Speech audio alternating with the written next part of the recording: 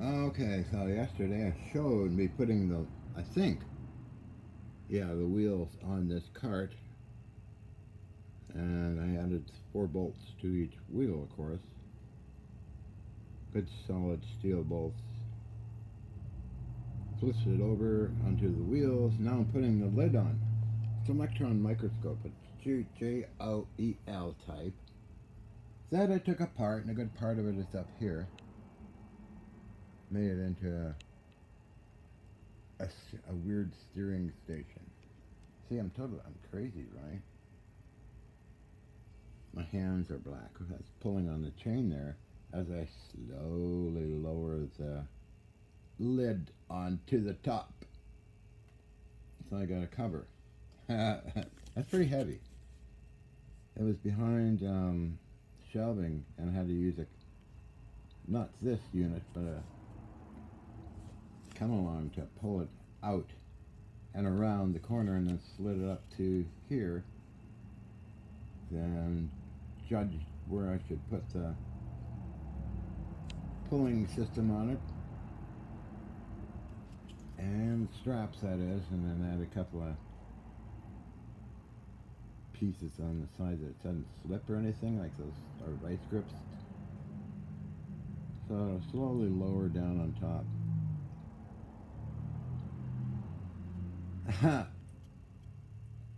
Interesting design it is. It's just perfect for what I'm gonna be using it for. If not, I'll just put a sheet of plywood over it and use it for stacking stuff on it, I suppose. But I was thinking of making my own weird cutting machine that I showed off yesterday. Just an idea. I'm totally insane, but oh well. That's okay.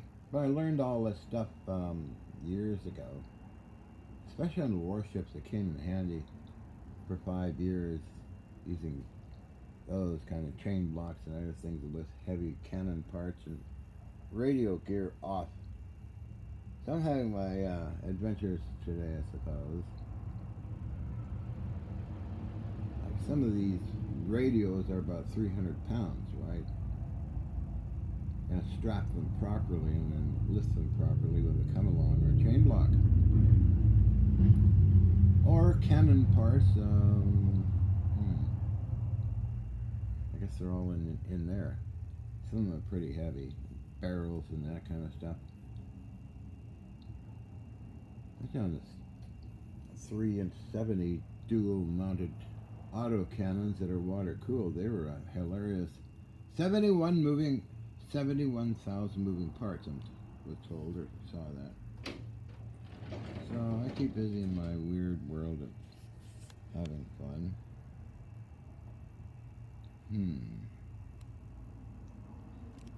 Yeah, so, and machine tools, you gotta move them around. Putting them together, you gotta lift them up and put them like this guy. I did that. So you could say I'm into manual anti-gravity, okay?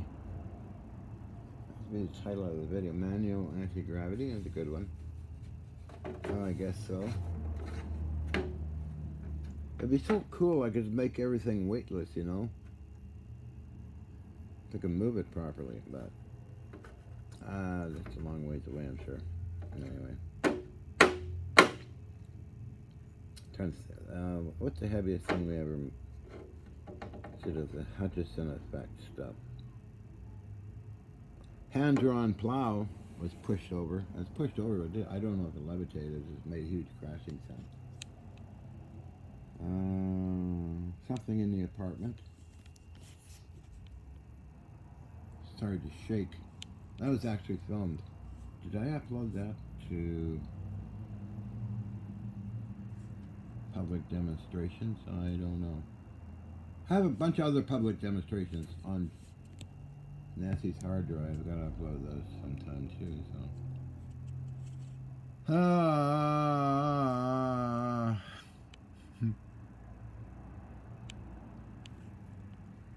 So it's all fun. That will be bolted down with 4 bolts. You can see the square shaped parts on there. Used to be rubber under that. But I don't need rubber, I just need to bolt it down again. No problem there. Once it lands on there, I'll just bolt it down and then finish my cart. And I'll figure out the other system I'm thinking about. This space in here, I was just looking at it, make a good storage for bar stock. Anybody down there? Like a little tunnel. Ha! Hello? Yeah, that's kind of cool looking. I was able to squeeze down there to get my bolts on or my nuts on the bolts. I drilled through it. I don't know if you can see them, but it's for a shelf system. Ah, let's see. I don't think you can see them. The shelves are way down there.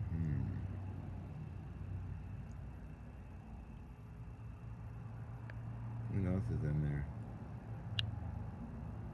I know there's a big chunk of pipe. I thought it was dome steel.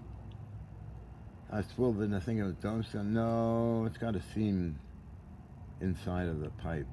I didn't know that until I pulled it out. I don't know why, but sure thought it was dome steel. But nevertheless, I could probably use the pipe sometime. Or a very high 6-inch. I think it's about 6 inch. Is it 6-inch? Yeah, or 8-inch pipe. About 6 feet long. Ha! I got a video of me doing it too. On this ridiculous channel.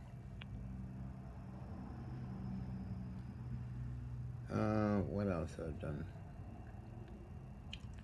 A lot of crazy stuff. Here I got my own kind of home-built saw. It builds to cut metal, and it works just fine. Crazy stuff. I don't know why this... I have to inspect this blade more carefully. It's cutting through brass, and all of a sudden it seemed to get dull. It must have hit something in the brass mixer, something weird. But all it takes is a chunk of carbide or something like that, maybe to screw things up. But got a new blade. I like tungsten carbide for cutting. That's the size of the saw here. Got it at the scrapyard. Clean it up, polish it up, add the motor, add the base to it, and other parts to it. So it fits under this lathe pretty good. It's on wheels. So eventually, the big saw probably will go, and I'll be using a skill saw, handheld skill saw for big wood, which I don't have one. Weird, huh? Anyway, I should get back to work. Okay, gotta go.